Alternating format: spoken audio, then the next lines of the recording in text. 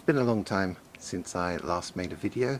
This is largely because I haven't been doing that much napping lately, and there's a good reason for it.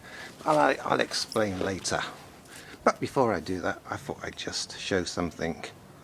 I think in one of my older videos I showed this strange piece of glass I found on the beach. Anyway, a bit of further investigation, it proved to be the porthole of a ship.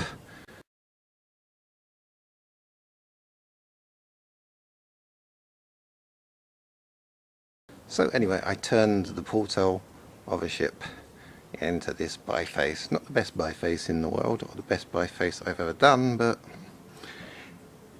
can I possibly make the claim to have the only biface ever made any time in world history to be made from a ship's porthole?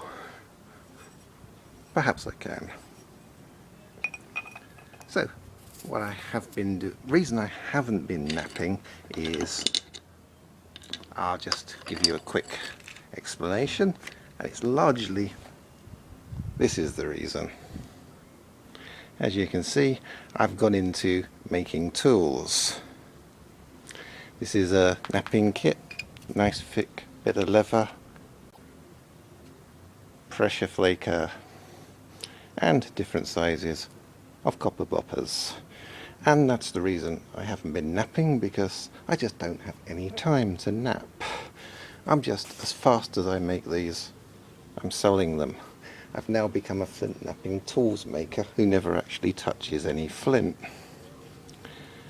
I think actually I'm the only person who's making these in Europe, possibly the only person outside North America, so not a lot of competition at the moment.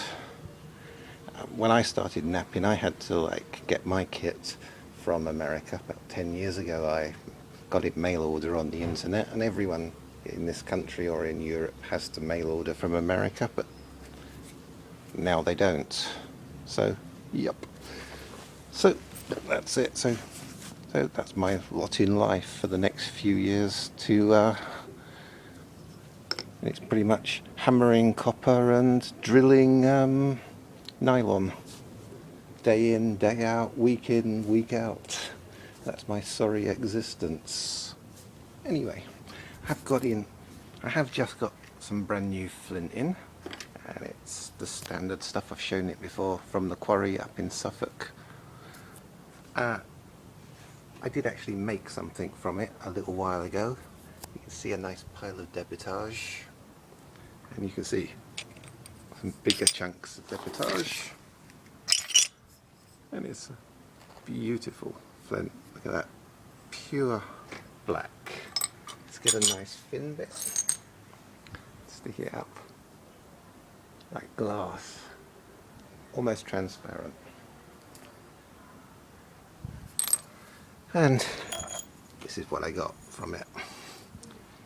Put it in the sunlight. Hang on. Basically, very standard.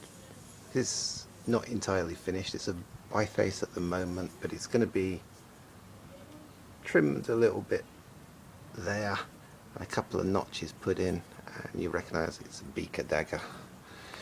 Turning out Beaker daggers like this. One of the few bits of napping I am regularly doing is Beaker daggers, because they're currently selling quite well on the website. And here's one I made and put a handle in. Sometimes I handle them, sometimes I don't. Sometimes I make them regular daggers. This is just a regular piece of flint, and as you can see, almost looks like it was done from a slab, but it wasn't. It's done from one of those nodules. As I tell people, you don't actually need to do slab napping if you have decent flint and a lot of luck. This is a tiny little one. I made this one for myself. Beautiful piece of wood, nice piece of flint. Everyone actually wants to buy the big ones, but I kind of like the cute little ones. So that one I'm actually keeping for me. Also managed to do one. That's nice. white flint daggers. In fact, I'll show you. While I was at the quarry, I did actually manage to get, whoa, some white flint. This one I've actually opened up at the quarry to look, so you can actually see what white flint looks like. And that is pure white flint. Very rare.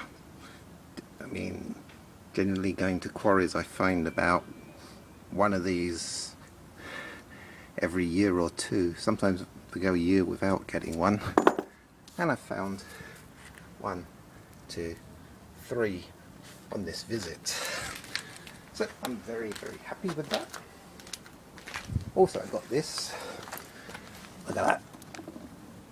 That is going to be used to hit those nodules with. Biggest spalling stone I've ever managed to find. That should make a few holes in them. And what else have I been doing? I've been doing quite a lot of this. When I do get to nap, apart from making daggers, I wind up making these things. These are preforms. One's like a late stage. I'll put it in the sunlight. That's a late stage arrowhead preform.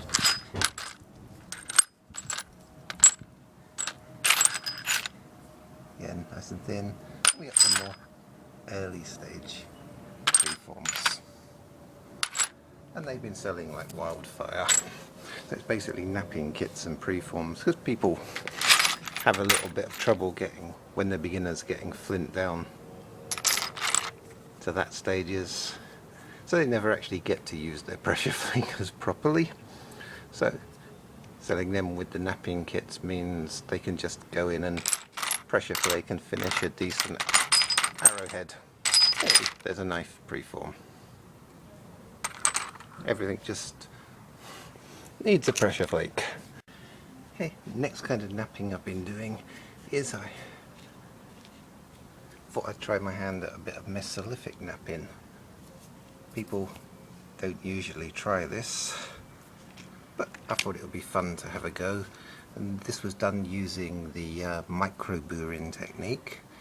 When you see all these microliths, you imagine they're really easy to make and boring, but I found out just how difficult these things are actually to make.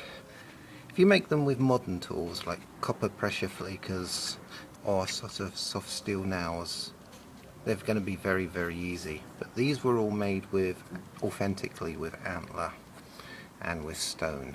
And the way you do it is you get a stone like that, you put that on there,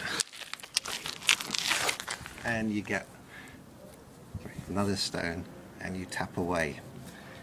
Basically, antler only really works for the sharpening when it's really thin, because antler's not strong enough when making something that small. And it takes quite a lot of practice. Get out the shadow of the sun, and it takes quite a bit of practice. It's not incredibly difficult. It does take a few attempts practice to do it. It's quite an interesting form of napping. Mesolithic. Another thing I've been doing for myself is that. That's my little barbed and tanged project, and it was simply the idea of making a barbed and tanged arrowhead out of as many different materials as possible. So like that one is opal, that one is slag glass, that one is agate, pitch stone, jasper, white flint, and so on. Oh, some lovely French Grand Pressigny flint, and all sorts of flint from around Britain as well. So there's everything from Thames flint to Suffolk flint to South Downs flint, So it's a good old mishmash. This one's my favourite. Unfortunately, it's not the prettiest one. That's because the flint's so grey it doesn't nap very well. But I'm actually very happy I managed to get something out of it. It's this beautiful two-tone flint. I managed to nap it in a way to get the stripe perfectly down the centre. Never seen a piece of two-tone flint so perfect before. It's only a tiny bit. I was very happy when I found it and really happy just to get something out of it. Also, we got that little beauty there. Beautiful golden brown is actually just white flint, the same as I showed you before, that's been baked in an oven. That's what happens when you heat treat white flint. There's this lovely golden brown colour.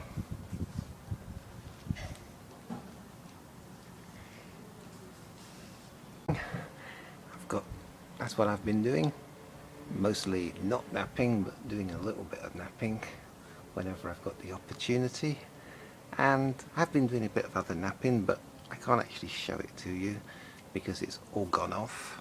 I've been getting quite a lot of jobs from like exhibitions or people that want to show stuff, and all of that napping is nothing like the napping I've shown on my videos. All they want is things like Paleolithic flakes, blade knives, piercers, awls, lots and lots of scrapers, like end scrapers, thumb scrapers. I've been making every kind of scraper that's imaginable and making them in like quite large quantities. I've made some stuff for a show that they're going to have on the BBC in about, I think it's September or October. I've made some stuff for museum exhibitions. I've made some stuff. In fact, I just got an order a couple of days ago that looks like a lot of schools now want handling kits for kids, so I might be making lots of handling kits for kids. Again, that's all going to be stuff, practical tools. It's not going to be like Beaker daggers or anything. It's going to be Acheulean hand axes and Paleolithic flakes and stuff like that. So that's what I'm currently doing, making lots of really authentic, very boring stuff, making lots of tools, and occasionally making the odd knife. And just is a very, very good. I get to make the odd plaything for myself.